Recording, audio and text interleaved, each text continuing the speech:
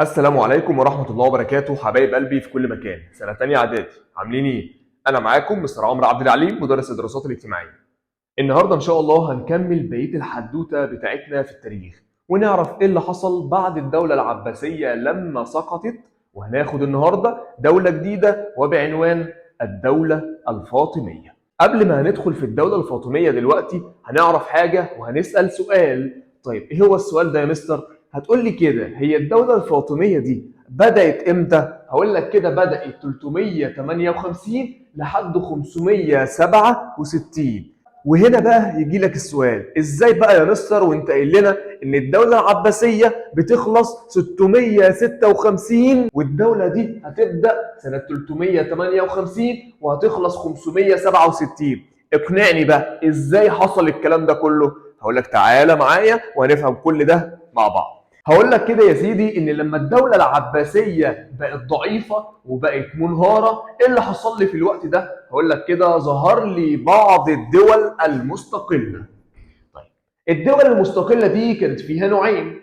النوع الاولاني قال لك كان مستقل تماما عن الخلافة العباسية، يعني مالوش اي علاقة بيها خالص.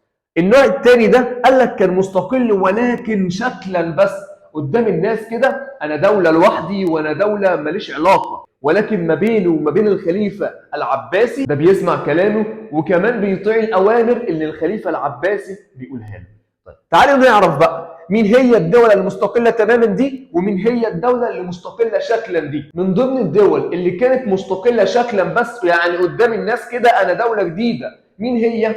قالت لك الدولة الطولونية والإخشيدية الأيوبية المملوكية. يبقى دلوقتي الدول اللي مستقلة شكلا بس قدام الناس قال لك أربع دول. إيه هما؟ طولونية، إخشيدية، أيوبية، مملوكية. دول كام دولة؟ أربعة. طيب مش فاهم برضو يعني إيه دولة مستقلة تماما ودولة مستقلة شكلا؟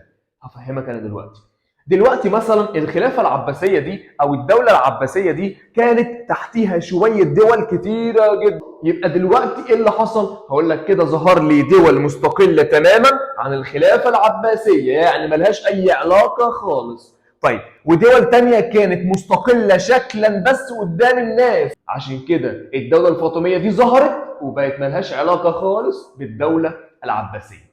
يبقى ده كده الفرق او اول حاجه عندنا ظهرت وهي انواع الدول المستقله. يبقى عندي دول مستقله تماما عن الخلافه العباسيه ودول مستقله شكلا. انا وانت كده يعني ايه ما بيننا وما بين بعض كده عارفين اللي هي دوله اصلا مش مستقله. تمام.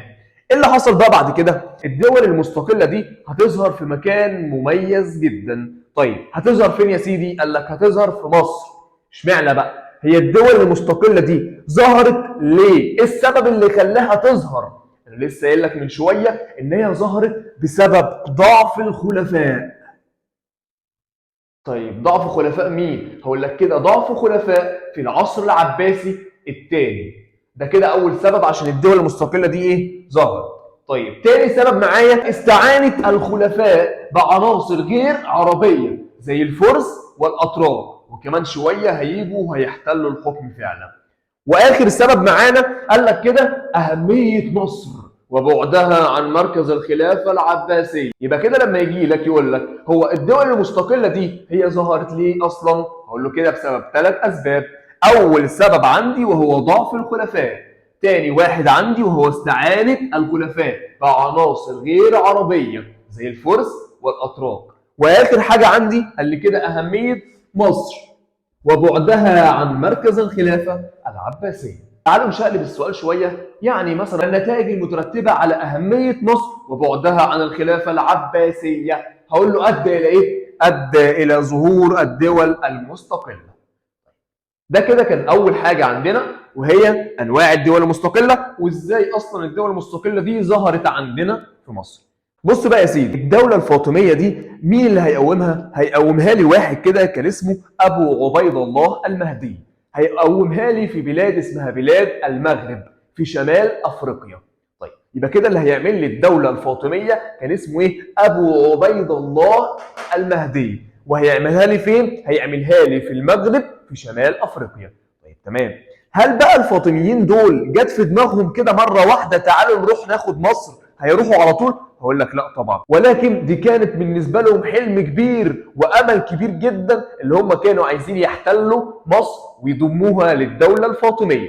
طيب تمام، اشمعنى بقى مصر تحديدا؟ تعال اقول لك الحدوته جت ازاي. الدوله الفاطميه دي كانت عايزه تاخد الشام والحجاز واليمن، بس مش هتعرف تاخد الثلاثه دول، لان الثلاثه دول اصلا موجودين في الشرق، والدوله اصلا قامت فين؟ قامت في الغرب اللي هي بلاد الايه؟ بلاد المغرب. طيب وهي ماشيه في الطريق كده، هتقعد تمشي في الطريق تمشي في الطريق ولازم تعدي على مصر. يبقى كده قال لك ايه؟ قال لك بس كده، يبقى انا دلوقتي لازم اخد دوله مصر عشان اخد ايه؟ عشان اعرف اخد الشام والحجاز واليمن.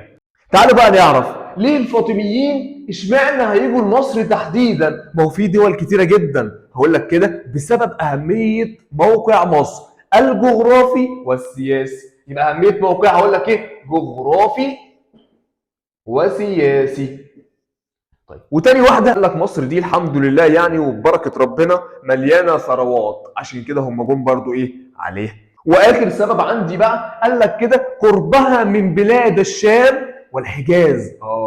يبقى كده هي دي اللي هم كانوا عايزين ياخدوها، وقال لك كده مش هنعرف ناخد ونحتل الدولتين دول غير لما ناخد مصر، وبالفعل خدوها، وهنعرف ازاي برضه بالتفصيل دخلوها ازاي.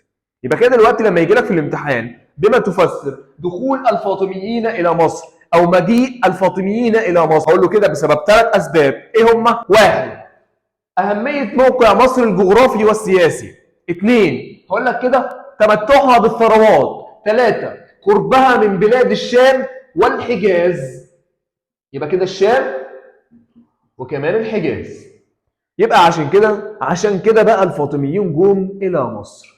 تمام، وانا لسه قايل لك من شويه ان الفاطميين دول هل هي دبت في دماغهم كده تعالوا ناخد مصر النهارده يلا بينا يا رجاله؟ قال لك لا مفيش الكلام ده، ولكن هي كانت بالنسبه لهم امل وحلم كبير جدا عشان يروحوا ياخدوها.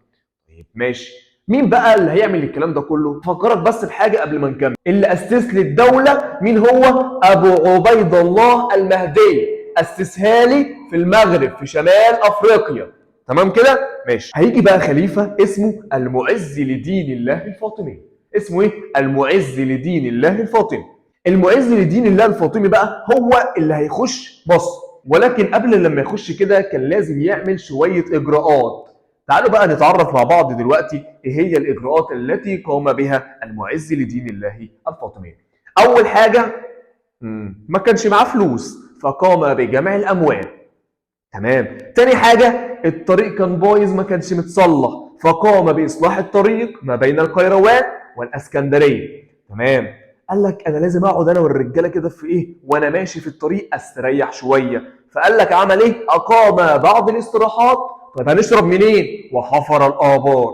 3 عمل ايه تاني؟ قال لك كده قام بتجهيز الجيش واعداده وتسليحه. ده مين هو؟ المعز لدين الله الفاطمي. تمام.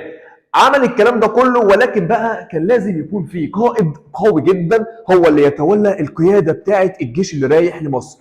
قعد يلف كده يبص على الناس ما لقاش غير القائد القوي جدا وهو جوهر الصقلي.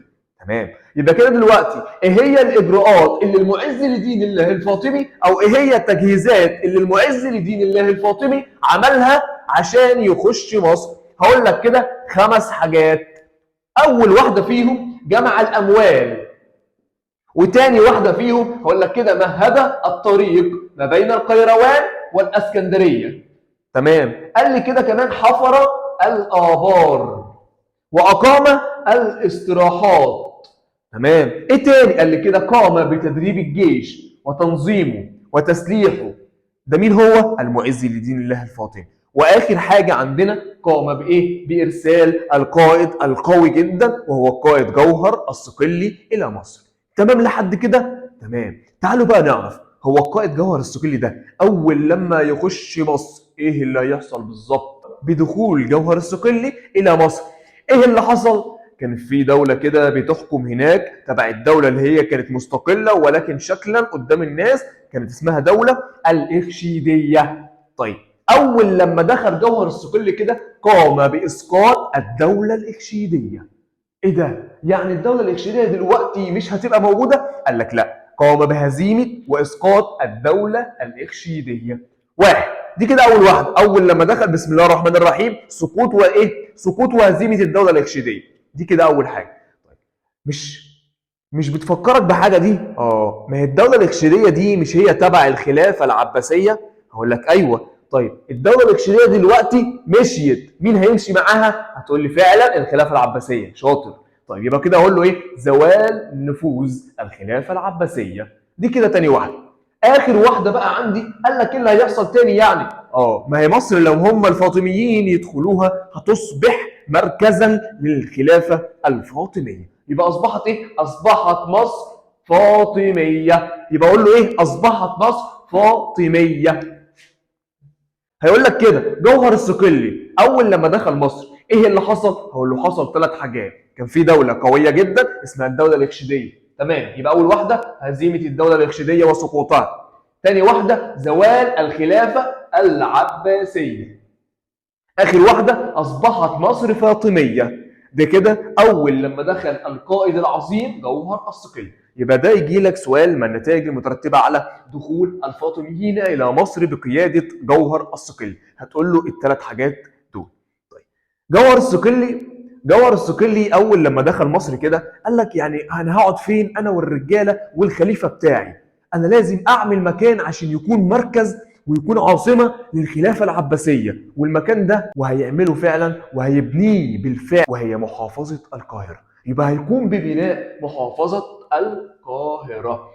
القاهره دي هيعملها ليه بقى يا سيدي؟ هيقول لك كده: بما تفسر قام ببناء القاهره اللي هي موجوده دلوقتي محافظه القاهره. عملها لي ليه؟ قال لك كده لتكون مركزا للدوله الفاطميه. لتكون مركزا للدوله الفاطميه. تاني حاجة قال لك طب أنا عايز أنشر بقى الثقافة الإسلامية بتاعتنا، عايز أنشر الدين الإسلامي بتاعنا.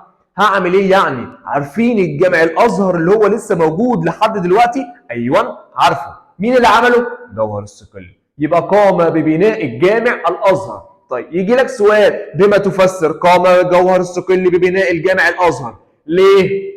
ما انا لسه قايل لك من شويه هيبقى اعظم مؤسسه دينيه لنشر الثقافه الاسلاميه والدين الاسلامي. يبقى كده جوهر الصقلي اول لما دخل مصر عمل لي ايه؟ هقول له كده يا مستر عمل لي حاجتين. اول حاجه عندي قام ببناء القاهره. ليه طيب؟ لتكون مركزا للخلافه الفاطميه. تمام. تاني واحده قام ببناء الجامع الازهر. ليه طيب؟ اقول له كده لنشر الثقافه الاسلاميه وهيعد كده من اعظم المؤسسات الدينيه في العالم. ده مين هو؟ جوهر الصقلي. حلو. لحد دلوقتي الدنيا زي الفل ورستق الاحوال فين؟ رستقها في مصر وظبط كل حاجه وعمل العاصمه وعمل المكان اللي هيقعدوا فيه وعمل المكان اللي هينشروا منه الثقافه. فقال لك بقى خلاص انا هبعت للخليفه اللي هو المعز لدين الله الفاطمي، هقول له تعالى انا خلصت كل حاجه، ممكن تتفضل تيجي بقى في مصر عشان تبقى مقر للخلافه الفاطميه. وبالفعل المعز لدين الله الفاطمي هيجي لمصر، واول لما يخش مصر كده هتبقى مصر دي مركزا، هتصبح مصر مركزا للخلافه الفاطميه. طيب هو هيجي يقعد يعني ولا هيعمل ايه؟ قال لك اول لما جه الخليفه المعز لدين الله الفاطمي قام ببعض الاصلاحات. طيب عمل ايه يعني؟ قام بتامين حدود الدوله من الاخطار الخارجيه. يبقى امن لي حدود الدوله من الاخطار الخارجيه اللي كانت ممكن تيجي في الوقت ده. طيب تمام. تاني واحده حققوا الحلم بتاعهم واخيرا.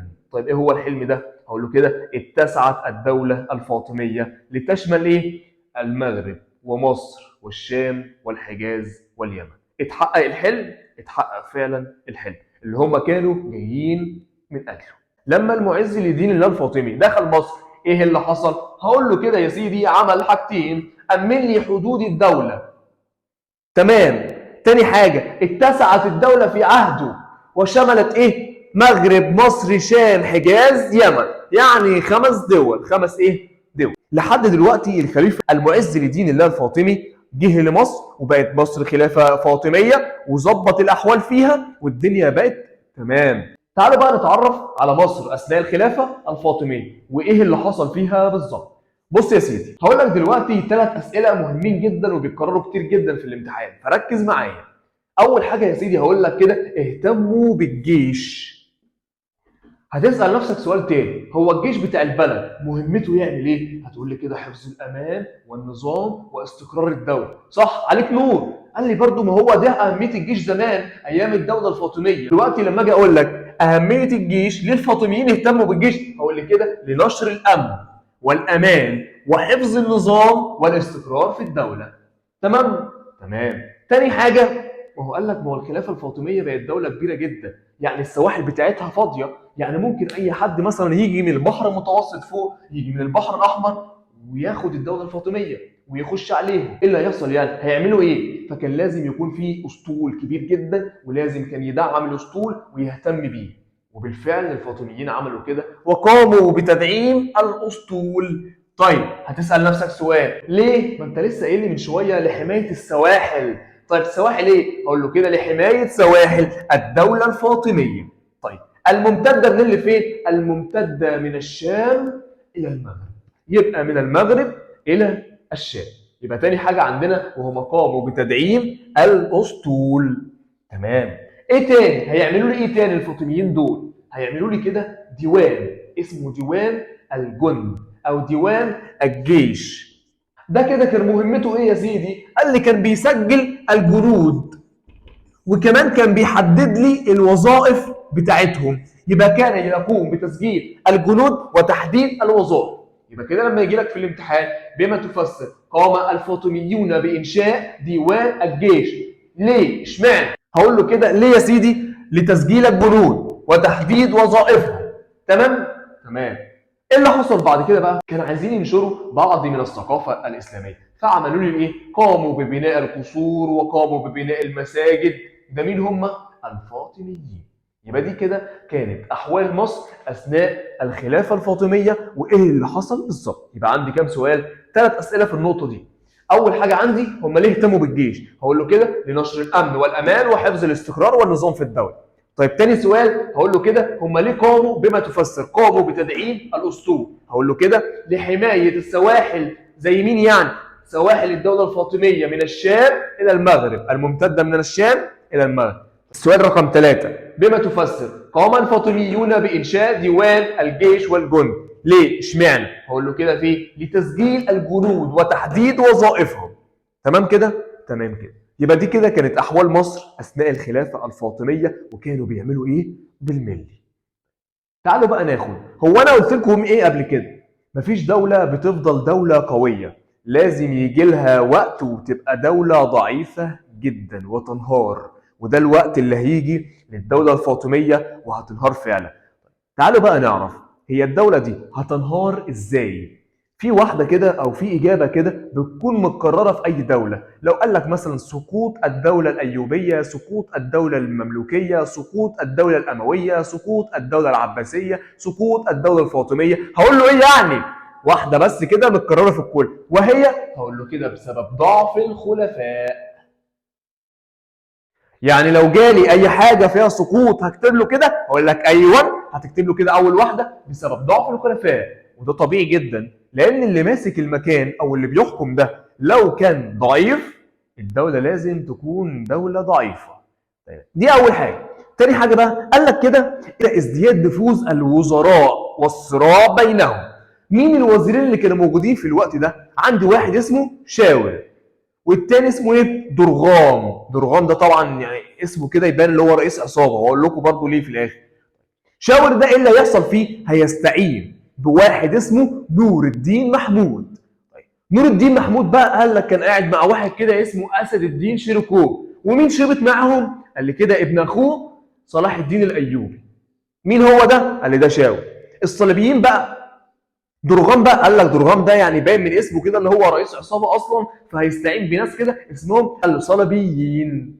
طيب والصليبيين ده بقى هنعرف حكايتهم ايه بالظبط. هبسطها لكم دلوقتي بسهوله جدا. بص يا سيدي دلوقتي في خناقه حصلت ما بين واحد اسمه شاور وواحد اسمه درغام. تمام. شاور ده قال له انا هروح اجيب لك عيلتي كلها هتيجي وتخلص عليه. فدرغام قال له هات اللي تجيبه يا سيدي وانا هجيب لك العيله بتاعتي وهيحصل مشكله دلوقتي.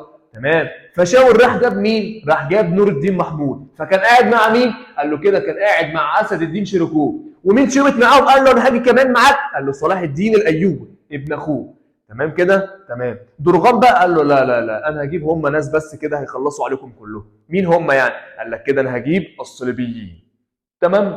تمام. ايه اللي حصل بقى بعد كده؟ قال لك كده دارت معارك شديده جدا. مين بقى اللي هينتصر في المعركه دي؟ قال لك كده الجيش بتاع نور الدين محمود بقياده واحد اسمه اسد الدين شيركو هيستطيع اللي هو ينتصر على الصليبيين. تمام. ولكن اسد الدين شيركو بيتوفى. فمين اللي بيمسك مكانه؟ بيمسك مكانه الوزاره ابن اخوه صلاح الدين الايوبي، وبيعمل لي دولة كبيرة جدا، وهو موضوع الدرس بتاعنا المرة الجاية، وهي الدولة الأيوبية. وبكده نكون خلصنا حدوتة النهاردة ودرس النهاردة اللي كان بعنوان الدولة الفاطمية. قبل ما تقفل الفيديو دلوقتي ما تنساش تعمل اشتراك في القناة لو انت لسه مش مشترك، ما تنساش تفعل زر الجرس عشان يوصلك كل الاشعارات. هستناكم تعملوا دلوقتي اللايك بتاعكم والكومنت بتاعكم بآرائكم ومحتاجين ايه الفترة الجاية. هستناكم في كل الفيديوهات اللي جاية وانتظروني. سلام.